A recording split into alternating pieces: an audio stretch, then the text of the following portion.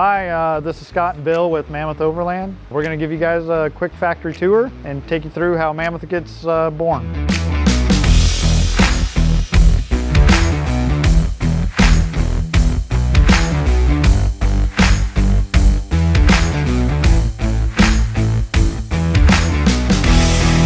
This is where we do small parts build up over here.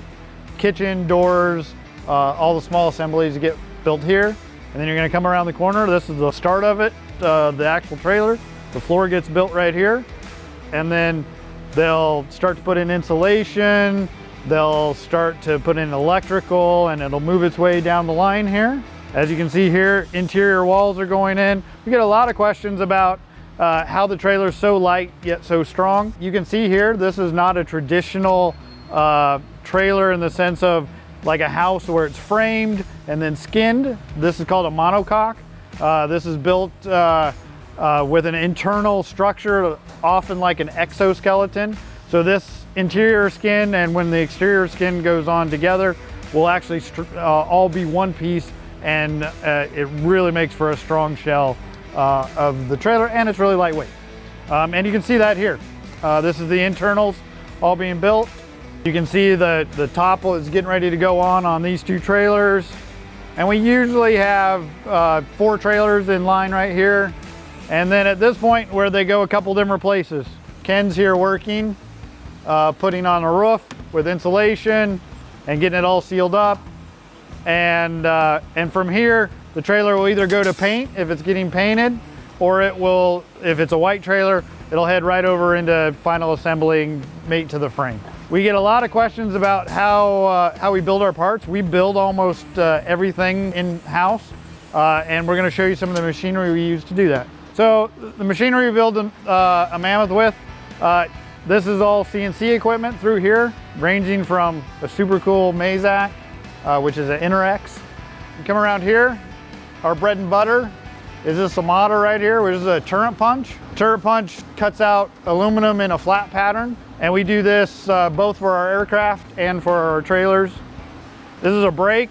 This is taking the flat patterns that the punch built and then turning them into 3-dimensional parts like this.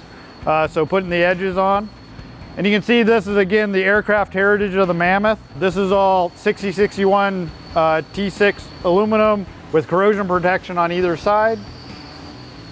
One of the really cool things about the CNC turret punch is that it's putting all the rivet holes in place. So when the flat pattern comes off, the turret punch goes over to the press brake if it needs any edge flange bends in there or anything. We inventory the parts when they're ready to go and be installed on the trailer. The technicians really just have to go cleco these in place, which is an aircraft manufacturing technique, and then rivet them in place. So assembly of the trailers goes together really quickly because of the amount of effort we've put into the CNC equipment here.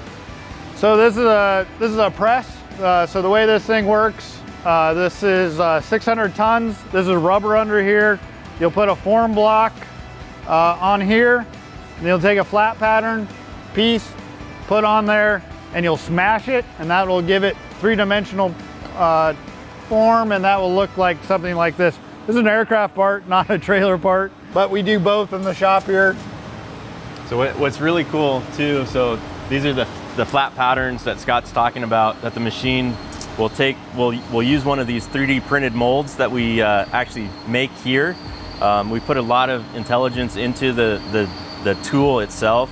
Our CNC turret punch did the rivet holes. It also put dimples into the parts. What we don't want to do is go and process this part on this pad press and squeeze all the work out that machine did for us. So our tooling reflects some pretty awesome design to prevent the dimples from forming themselves away. We're cutting edge on that. We're one of the first companies that figured out how to do it. We do a lot of work right here. This is a laser. We actually have 2 of them, one on the other side of the wall there, one here. We process a lot of material here. The laser here turns out parts faster than the turret punch, and it can do concave surfaces a lot easier.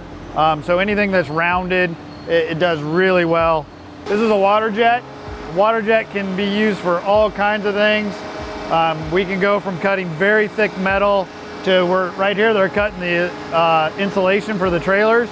So we just throw a foam piece out there, and then the water jet will cut all the pieces. They nest in super tight, easy. The guys don't have to do a bunch of work form fitting to get it to fit into the trailer. Again, it cuts down on the labor to be able to put that together. So coming out of the machine shop, now we're actually starting to do more assembly of the trailer. We start off with our frame and suspension buildup as this first station here.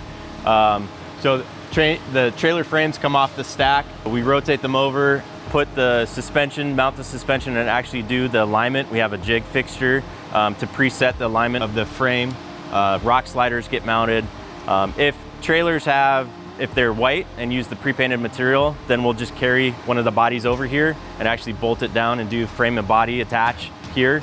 Otherwise, trailers that go out for paint, they'll go out that door and then come back, be received in our warehouse, and frame and body attached go on here. Behind me, we actually have one of our black trailers that just came back from paint.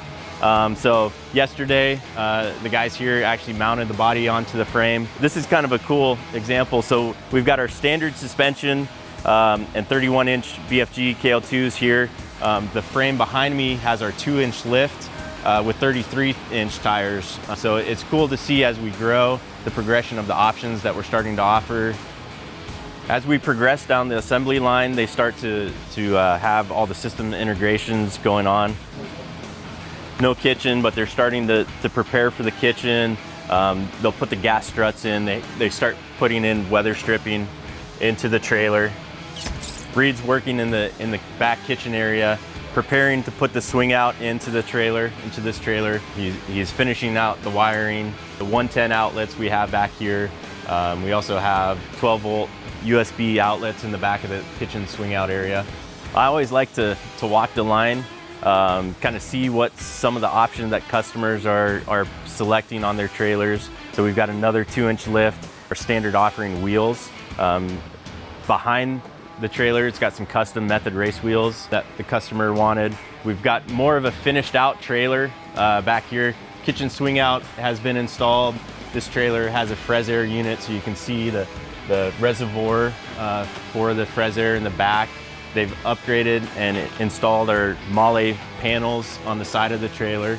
They've got steps that are going on. These are all LE features that we've started to offer for standard HV build outs. Front basket. This is really how I would start to configure a trailer if I was gonna buy one myself. The front basket is huge. It allows you we designed the front box to have a lot of the dirty gear. It's always amazing when you go out camping how dirty your gear can really get. And if you're bringing firewood, or we brought hibachi grills, we've brought some camping fires with us, some stoves with us, and we stuff them in the front basket here. If you come over to this trailer, this is, for me, really cool. This is gonna be the first trailer HV that we offer with a true AC unit on it. To power the AC unit, which is a Dometic RTX 1000 series air conditioning unit, we've gone with a Renogy 400 amp hour battery in there. We're also gonna start offering that battery as a standalone option. I've got a family of 3 kids. We have a lot of electronics that we bring with us. Sleep machines, young kids, sleep machines, tablets need charge. I bring a laptop with me. So to have a power system this robust is huge for me, and increases the capability of the trailer and the comfort of the camping as well for my family. And then behind me, we're also really excited to be working on a trailer cover design. So this is actually the first prototype that we have. We've got features that cinch. This is custom made for the HV trailer itself. It cinches in the back, really hugs tightly. Still allows you access to the cabin with the cover on it.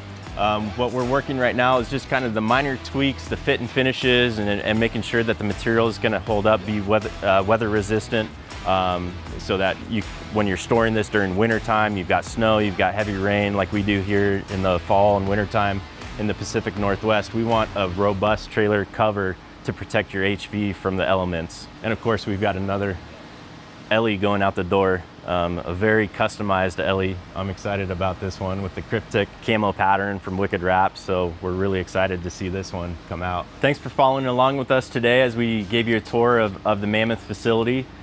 Be sure to check us out on social media, our Instagram page, Mammoth Overland, our YouTube channel. Check out our website, mammothoverland.com. We'll be updating our 2024 show schedule on social media and on our website. So we hope to see you out there in the wild.